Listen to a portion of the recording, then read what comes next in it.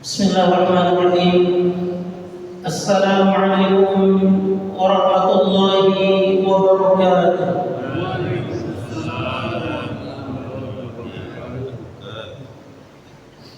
Alhamdulillahilladzi an'amana bi ni'matil iman wal islam. Asyhadu an la ilaha illallah wahdahu la syarika lah wa asyhadu anna Muhammadan abduhu wa rasuluhu la nabiyya ba'dahu.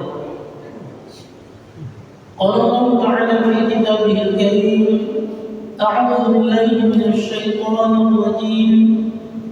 Ya ayyuhalladzina amanu taqullaha wa qulu qawlan sadida yuslih lakum a'malakum wa yaghfir lakum dhunubakum. ومن يطع الله ورسوله فقد فاز فوزا عظيما. وقال النبي صلى الله عليه وسلم من يرد الله خيرا يفقهه في الدين. اللهم صل على محمد وعلى آله وصحبه ومن تبعهم بإحسان إلى يوم الدين. أما بعد. Yang saya hormati segenap pengurus Masjid Al-Falah yang insyaallah mudah-mudahan pengurus dan jamaahnya diberikan keberkahan oleh Allah Subhanahu wa taala. Yang saya hormati para jamaah salat maghrib Masjid Al-Falah yang insyaallah mudah-mudahan semua yang hadir di malam hari ini akan mendapatkan ampunan dan rahmat dari Allah Subhanahu wa taala. Pertama-tama mari kita panjatkan puji serta rasa syukur kita kepada Allah Subhanahu wa taala atas nikmat yang Allah karuniakan kepada kita. Sampai dengan malam hari ini alhamdulillah kita masih diberikan nikmat iman, Islam, sehat, panjang umur, diberikan kemudahan serta kesempatan untuk bisa menunaikan kewajiban kita kepada Allah Subhanahu wa taala. Setelah tadi kita melaksanakan salat maghrib secara berjamaah, kemudian kita hadir sejenak di majelis ilmu ini. Mudah-mudahan segala amal saleh yang kita lakukan pada malam hari ini kelak akan menjadi pemberat timbangan amal di yaumil mizan. Salawat serta salam semoga tetap tercurah keribuan baginda Nabi Muhammad sallallahu alaihi wasallam kepada keluarganya, sahabatnya, dan mudah-mudahan kita sebagai umatnya diberikan hidayah serta keistiqomahan untuk dapat mengikuti sunnah dan risalah yang telah dicontohkan dan disampaikan oleh baginda Nabi, sehingga di dalam kita mengarungi kehidupan ini akan memperoleh keselamatan dan kebahagiaan. Amin amin ya rabbal alamin.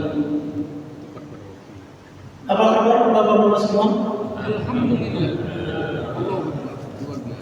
Keluarga sehat Pak? Amin. Alhamdulillah. Dokter? Alhamdulillah. Itulah tanggal baru. Belum. Insyaallah di wajah-wajahnya insyaallah terlihat wajahnya Pak Dokternya sehat. Insyaallah mudah-mudahan semua jamaah Masjid Al-Falah ini dikaruniai oleh Allah Subhanahu wa taala kecukupan dalam segala kebutuhannya. Amin amin ya rabbal alamin. Kunci kekayaan itu salah satunya adalah ridho. Ridho itu menerima warḍa bima kasaballahu lak, dan kamu ridho dengan apa yang Allah berikan, yang Allah bagi. Takun abudan nas, maka kamu akan menjadi manusia yang kaya, kata Rasul. Syaratnya harus ridho. Ridho itu menerima. Tapi kalau tidak pernah terima dengan apa yang saat ini kita miliki, dengan apa yang saat ini Allah telah karuniakan, maka sesungguhnya selamanya kita akan menjadi orang miskin. Dan itu seberapapun harta yang Bapak miliki, seberapapun uang yang Bapak miliki, tapi kalau tidak pernah merasa ridho, tidak pernah merasa terima, selalu merasa cukup, maka akan selamanya menjadi orang miskin. Maka itulah salah satu resep dari Rasulullah agar kita merasa cukup, merasa kaya dengan rahmat Allah, maka ridholah, terima dengan apa yang Allah berikan. Karena kalau kita lihat itu, yang korupsi orang miskin atau orang kaya juga. Ya, orang kaya ya, tapi hatinya miskin. Karena masih terus saja merasa kurang masih. Padahal pejabat harta kekayaannya miliaran. Itu mungkin kalau dimakan 7 tahun nggak habis-habis. Tapi masih juga diambil. Gaji aja bertumpuk. Iya, insyaallah. Maka itulah salah satu resep dari Rasulullah agar kita merasa cukup, merasa kaya. Haruslah kita ridho kepada Allah Subhanahu wa Ta'ala dengan apa yang Allah berikan. Bapak-bapak hadirin yang rahimakumullah, tema kajian kita pada malam hari ini yaitu babul mubadarati ilal khairat, bab bersegera dalam kebaikan, babul mubadarati ilal khairat wa hadhi min tawajjuhi bil khair ala al-iqbali alayhi bil jaddi min ghairi taraddud,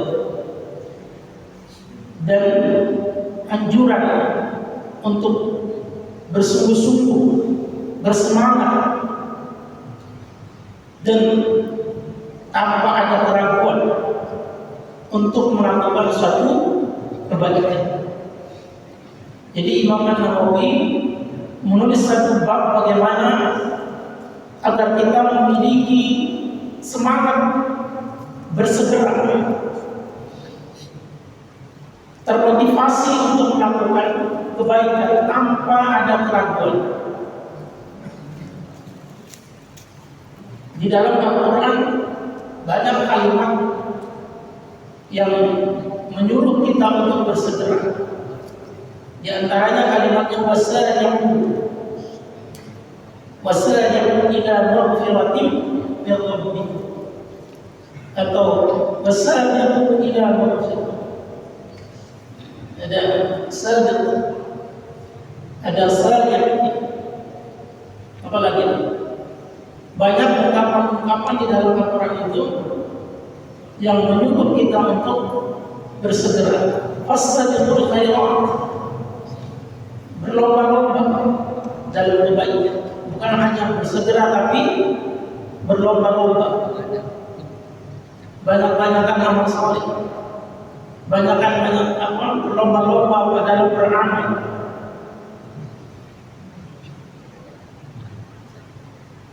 Karena sesungguhnya bapak-bapak hadirin yang rahimakumullah, kalau kita tidak menyerahkan diri kita, maka nanti yang akan ada adalah kelalaian, atau mungkin kesempatan dalam beramal itu akan hilang. Maka inilah mengapa dalam bab ini Imam An-Nawawi memberikan kita motivasi untuk bersegera dan tidak ragu-ragu. Itu intinya. Mumpung masih ada waktu, segera. Ya, saat ini Bapak punya waktu, segera aja. Mau ta'lim, segera ta'lim. Jangan ragu-ragu besok aja. Besok aja disuruh. Malam ini kayaknya enakan nonton TV, ambil ngopi ya. Untuk kota, apalagi itu Piala Dunia. Besok pas subuh, wah kayaknya semalam nonton bola siang. Maka mumpung saat ini ada waktu setelah, jangan ragu-ragu lagi. Mumpung setan masih kuat, mumpung kita masih kuat untuk menghadapi godaan syaitan. Maka itulah di dalam beberapa ayat yang tadi saya sampaikan, Allah Subhanahu wa Ta'ala memberikan satu motivasi kepada kita agar bersegera dalam kebaikan. Nah, di dalam bab ini ada beberapa hadis yang dinukil oleh Imam An-Nawawi berkenaan dengan bab ini. Kalau awal, yang pertama dari Abi Hurairah radhiyallahu anhu, dari sahabat Abu Hurairah semoga Allah meridhai beliau. Anna Rasulullah sallallahu alaihi wasallam berkata, bahwasanya Rasulullah sallallahu alaihi wasallam bersabda. Apa kata Rasulullah? Badiru bil a'mali, bersegeralah dalam beramal, kata Rasulullah.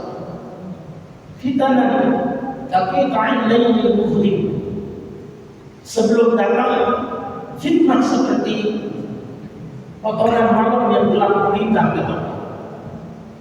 Kita disuruh untuk beramal, bersegera beramal sebelum datang cobaan, sebelum datang fitnah. Tapi ta'il lailil muzlim, seperti potongan malam yang gelap gulita. Beliau mengibaratkan seperti apa, Pak? Yusbihur rajul mu'minan wa yumsi kafiran.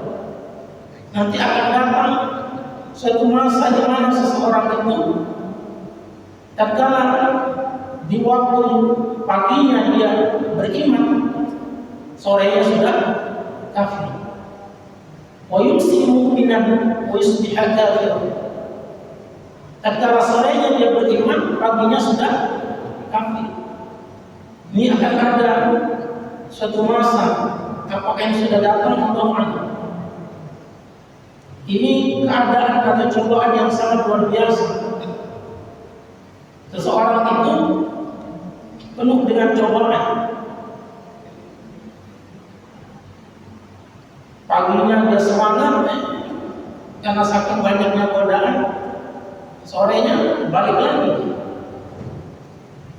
Di antara tandanya adalah yabi'u dinahu bi'aradin minad dunya, yaitu dia rela menjual agamanya dengan sedikit kesenangan dunia.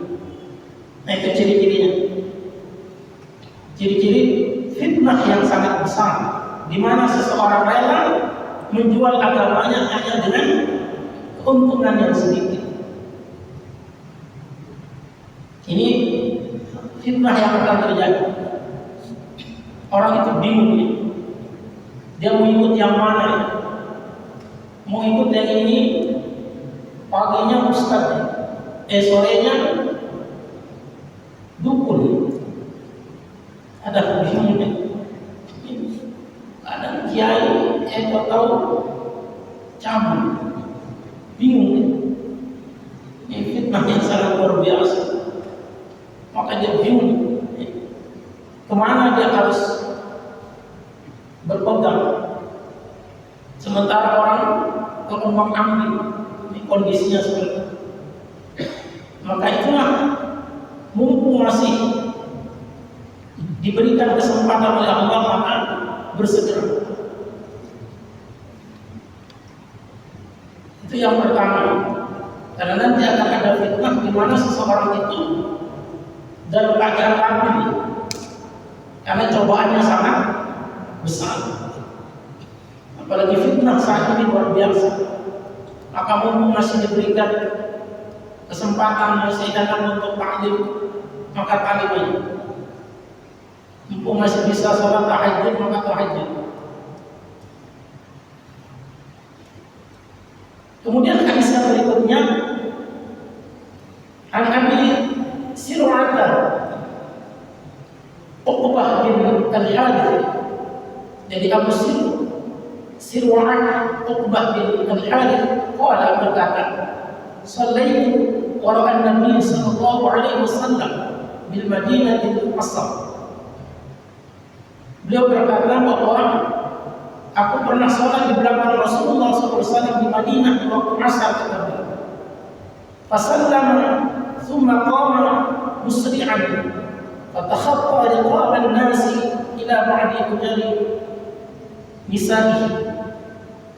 Beliau itu setelah salam kemudian berdiri bersegera kayak terburu-buru gitu melangkahi pundak para sahabat untuk menuju salah satu rumah dari istri beliau. Fafazi'an nas min su'atihi. Maka tatkala itu para sahabat terheran dengan apa yang dilakukan Rasulullah yang terlihat sangat terburu-buru.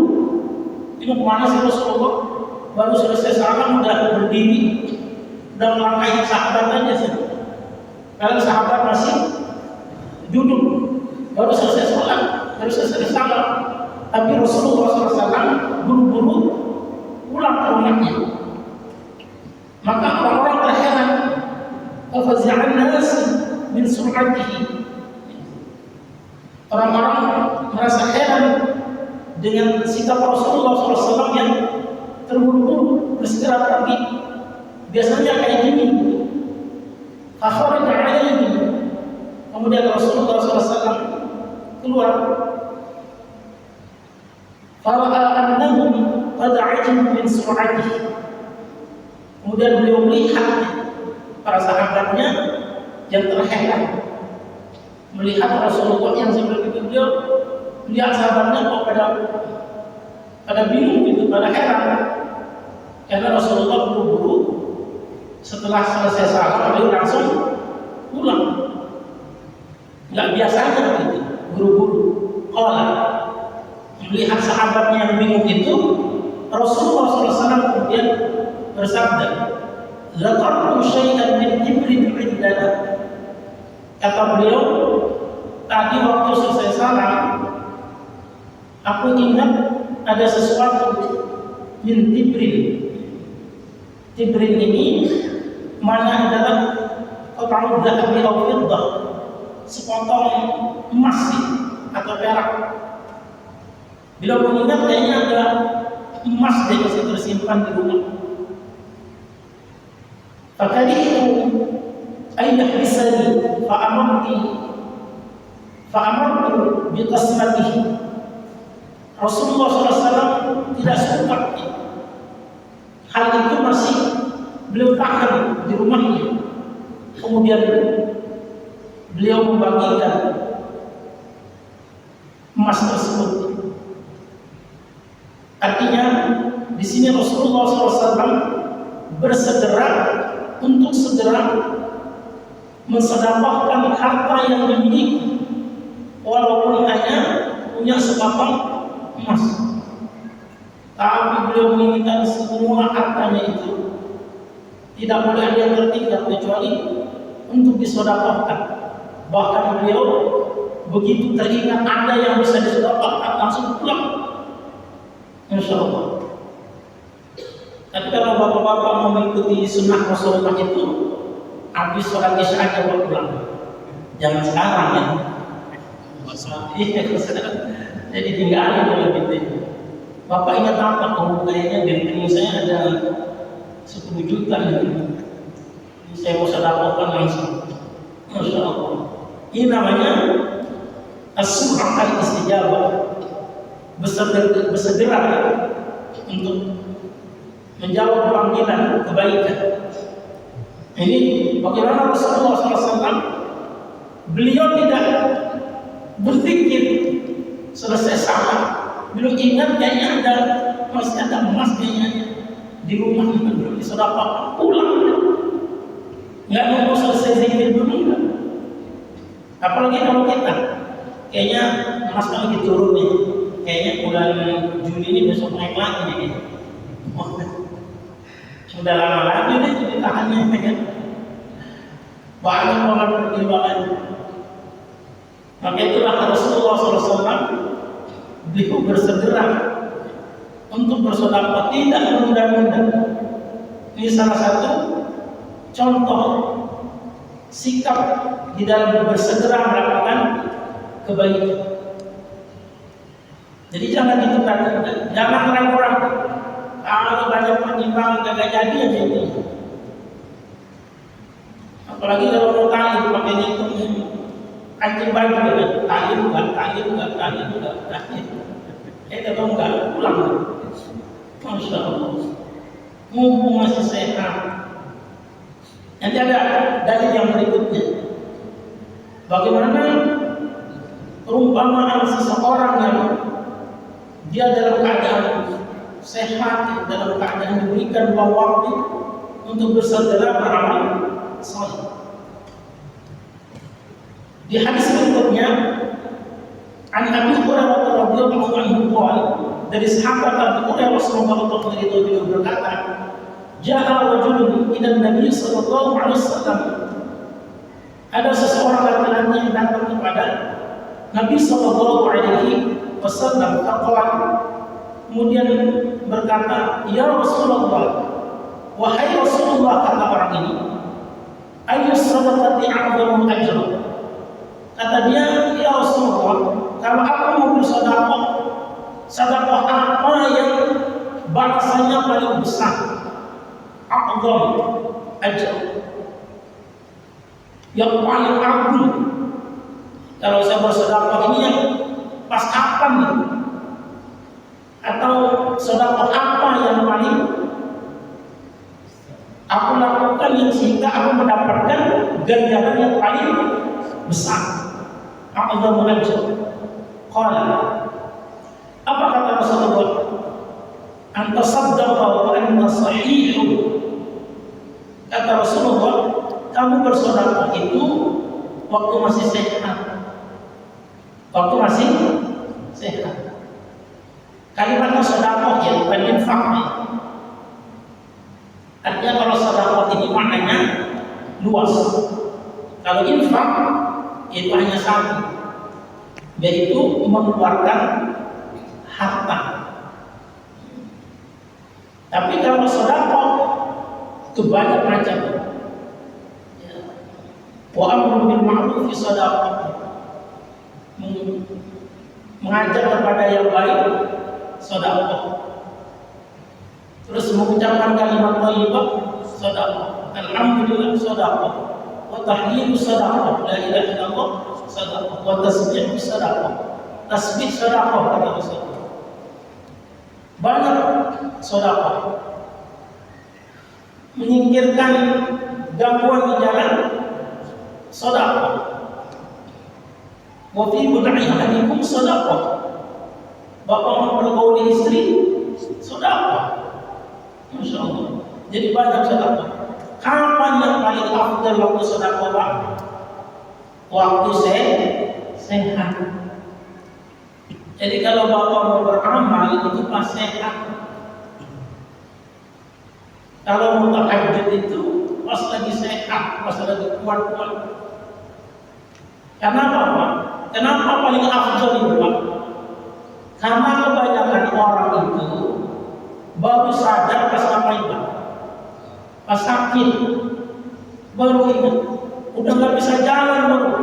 Ya Allah, nanti kalau saya sudah sehat, saya akan rajin sholat di Masjid Al-Falah.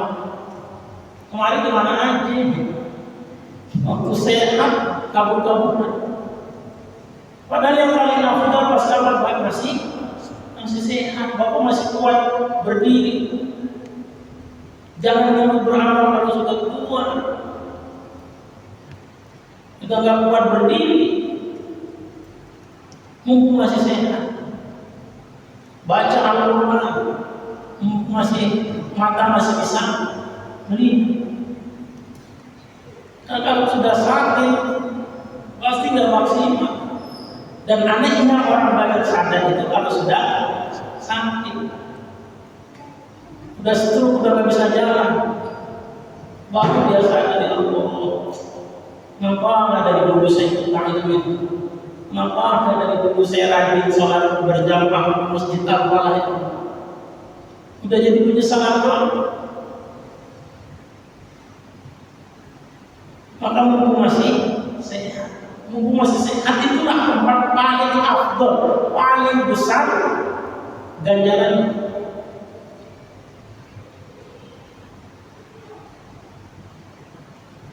Itu tempat kita beramal, tempat bersedekah yang pahalanya paling besar. Karena kalau sudah sakit, sudah merasa murah, itu imam baru baca 5 baris saja udah mau banget imam itu, ya, panjang banget baca, udah gemeteran kan, udah kuat ya. Masih sehat. Maka beramal yang paling besar kata Rasulullah ganjarannya, pahalanya, anta saddaqa wa anta sahihun, engkau masih sehat. Saya lihat bapak-bapak ini masih sehat semua, masih 17 tahun semua di keluarganya, 17 tahun ke atas. Dan mumpung kita masih sehat, masih kuat, nanti itu yang akan ditanya secara khusus kan, nikmat kelebihan dari apa waktu di dalam kehidupan kita itu. Wa an syababihi fi ma ablah, kata Rasulullah. Nanti akan ditanya kita tentang masa muda, masa waktu kita masih kuat. Bapak masih muda atau sudah tua Pak? Pak? Lalu sedih. Persoalan kita kan begitu ya, nggak pernah merasa tua, selalu merasa muda. Betul nggak Pak? Padahal kan jalan aja. Iya, umur itu memang sudah kalau habis tidak bisa dibohongi ya kan. habis hidup begini udah berat. Perasaan kita masih muda. Intinya kalau masih kuat berjalan gitu, masih kuat berdiri, mata masih sehat, itu masih muda ya. Kalau di dalam Al-Quran itu ya ciri kalau sudah tua memang kalau sudah 40 tahun ke atas ya. Nah, itu sudah memasuki kelemahan yang kedua. Kalau sudah 40 ke atas. Karena rata-rata kalau sudah 40 tahun itu sudah semua akan menurun. Mata yang masih sehat itu kalau sudah 40 tahun udah mulai pulas ya. Udah mulai pakai kacamata ya. Saya kemarin sebelum 40 tahun masih nggak pakai kacamata. Bisa 40 tahun. Ini udah sama-sama ya, udah nggak pakai kacamata. Udah nggak bisa dibohong. Kemarin masih rambut masih hitam gitu ya. Sekarang sudah saya meninggalkan dunia hitam itu. Udah putih. Nah itu ciri kalau sudah memasuki kelemahan yang kedua. Yang kondisinya sudah memasuki kelemahan yang kedua. Allahul ladzi khalaqakum min dha'fin tsumma ja'ala min ba'di dha'fin quwwah tsumma ja'ala min ba'di quwwatin dha'fan wa shaybah. Allah menjadikan manusia itu dalam permulaan penciptaannya dalam keadaan lemah, kemudian setelah dia lemah dijadikan kuat, kemudian setelah dia kuat dikembalikan lagi lemah kembali, wasyaibah, dan berubah. Nah itu ciri-cirinya. Rata-rata kalau sudah 40 tahun, mata sudah plus, rambut sudah berubah, dan sudah mulai banyak penyakit. Entah itu sudah mulai kolesterol, tidak kesempurnaan. Nah itu ciri-cirinya. Walaupun perasaannya masih muda, perasaan doang itu, tapi memang umur nggak bisa dibohong. Nah itu dalam keadaan sehat, sahihun. Kemudian apa? Syahihun. Syahihun ini yaitu dalam keadaan fikir. Dalam keadaan fikir. Bapak kalau mau sedekah itu pas lagi ya, takut-takutnya miskin lah. Kayaknya apa istilahnya pikirnya luar biasa. Lagi dalam keadaan bakhil, mampu bersedekah itu pahalanya besar. Misalnya ada orang nggak pernah sedekah, nggak pernah kurban ya, hartanya banyak ya. Kalau dia mampu dalam keadaan seperti itu, takut lagi tambah miskin. Istilahnya takhsyal faqra. Kemudian dalam keadaan takut fakir, takut miskin. Itu tuh tempat bagusnya bersedekah, berinfak tuh. Kalau masih takut miskin, takut jadi orang fakir, kikir, syahihun, kikir, takhsyal faqra, takut miskin. Wata menghina, daging bersemangat-semangatnya pengen jadi orang kaya. Oh, nabung terus duitnya nih nggak boleh, jangan main sampai istrinya dijaga. Tiap hari hitung duitnya. Kalau orang mana nih? Lagi semangat-semangatnya pengen kaya. Jadi harta itu nggak boleh diapa-apain, dipegang. Kalau di situ dia mau bersedekah, itu pahalanya mantap. Jadi begitu kita Rasulullah. Kapan kalau orang itu mau bersedekah pahalanya paling besar? Kalau dia kikir, dia lagi kikir, takut miskin, watak menghina, dan dia lagi ingin jadi orang kaya. Jadi lagi bersemangat pengen kaya. Pokok pengen nabung aja. Duitnya ini nggak boleh diapa-apain. Kadang dia sakit aja nggak boleh dipakai. Pokok yang penting apalah beli bodrek gitu. Pusing apa kayak semua obatnya yang penting murah-murah. Nggak sakit aja dia aja sakit nggak berani pakai begini. Karena angan-angannya pengen boro-boro mau patungan kurban ya kan? Dia aja nggak berani makan warnanya, dia aja nggak berani pakai warnanya. Yang tadi bisa karena dia mikir, bisa karena dia takut miskin, atau karena ingin jadi orang kaya. Kalau duitnya itu nggak boleh diapa-apain. Oh, digenggam aja duitnya. Nah, kalau sudah seperti itu, dia mampu berinfak. Nah, disitulah pahalanya yang paling besar. Karena apa? Karena sulit.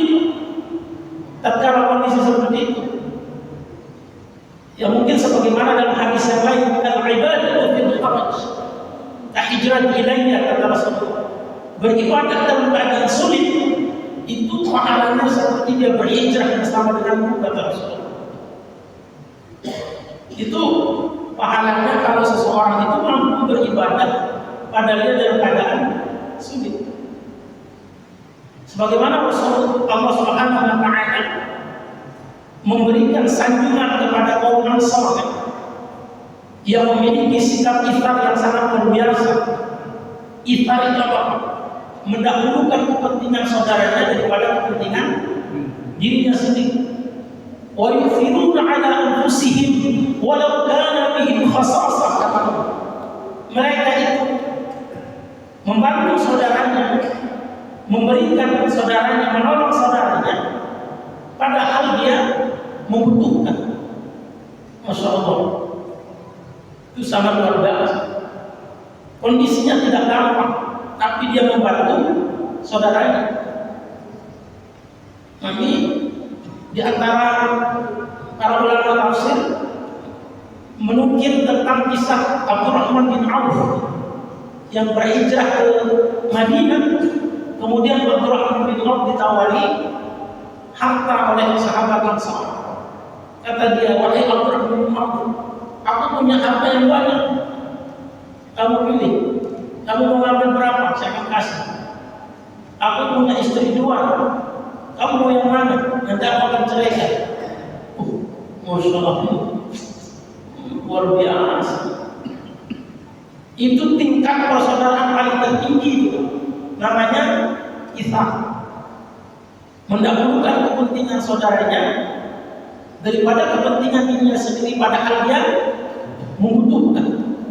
Ini Masya Allah luar biasa berat. Makanya sampai Allah menyanjung mereka itu dengan ungkapan wa yufiruna ala anfusihim walau kana bihim khasasah. Kesimpulannya Pak, Bapak bisa berlaku ikhlas seperti itu, memang yang pertama harus kaya, punya uang. Sama yang kedua, istrinya lebih dari satu. Baru bisa juga. Sahabat Ansor tadi kan, saya punya istri dua katanya. Kamu pilih yang mana yang saya akan ceraikan. Tapi kalau cuma satu, nggak bisa kita. Masya Allah. Itu luar biasa. Maka beramal itu yang paling afdal waktu lagi susah sulit. Apa lagi banyak utang, lagi banyak masalah, gaji belum turun ya kan, tapi masih mau taklim, masih rajin sholat, oh itu luar biasa. Tapi kalau lagi banyak duit ya, dapat bonus ya kan, terus mertua juga nggak minta duit, sama istri lagi akur-akurnya, beramal gampang aja. Yang susah itu kan dalam kondisi sulit tapi dia mampu. Itu kata Rasulullah, al-ibadatu bil haraj la hijratan ilaihi. Dia beribadah dalam keadaan susah, sulit. Nah itu pahalanya itu sama seperti dia berhijrah bersama dengan kata Rasul. Saking besarnya pahalanya. Maka sebagaimana gambaran dalam hadis ini bahwa yang paling besar pahalanya kalau kita beramal dalam keadaan sehat, tadi berinfak, masih takut miskin ya kan? Oh gimana nih kalau saya kurang, saya berinfaknya harta saya kurang. Tapi kalau mampu, oh itu pahalanya luar biasa. Wala tumhin hatta idza balagatil hulqum. Dia mau berinfak, padahal kata Allah Subhanahu wa ta'ala, kata Rasulullah SAW, ruhnya itu sudah sampai tenggorokan dan dia tidaklah berinfak atau bersedekah sampai kecuali sudah mau mati, baru dia mau berinfak, baru dia bersedekah. Kulta di fulani kada wa di fulani kada wa qad kana di fulani. Kalau sudah sakit, kalau sudah meninggal, baru dia bilang, oh ini saya kasih buat ini buat ini buat si fulan. Tapi kondisinya sudah, ruhnya sudah sampai al-hulq, sudah sampai tenggorokan. Nah itu sudah nggak ada gunanya. Waqad kana di fulan, sungguh hartanya itu sudah menjadi harta warisan. Jadi sudah tidak bermanfaat. Itulah Bapak hadirin jamaah rahimakumullah, mengapa kita harus bersegera untuk bersedekah? Mumpung masih Allah memberikan kita kesempatan waktu, kesempatan kesehatan, kesempatan ada harta. Jadi jangan ditunda-tunda. Itulah semangat dan motivasi dari bab ini yang ditulis oleh Imam An-Nawawi dalam kitab Riyadhus Shalihin. Wallahu a'lam bishawab. Kalau sudah mengisah mungkin ada tanya jawab atau terima kasih Ustaz. Silakan kalau ada yang mau ditanyakan atau mau menambahkan. Silakan, kalau ada yang kurang bisa ditambah, atau kalau lebih bisa dikurangi boleh. Ada Pak? Tidak. Tafadhal. Gimana caranya ridho itu? Untuk ridho. Ridho apa ridho? Ridho. Oh ridho. Baik. Jadi di awal tadi saya sampaikan bahwa jika kita ridho dengan apa yang Allah berikan, maka insya Allah kata Rasulullah, takun akunan nas, kamu akan menjadi manusia yang kaya.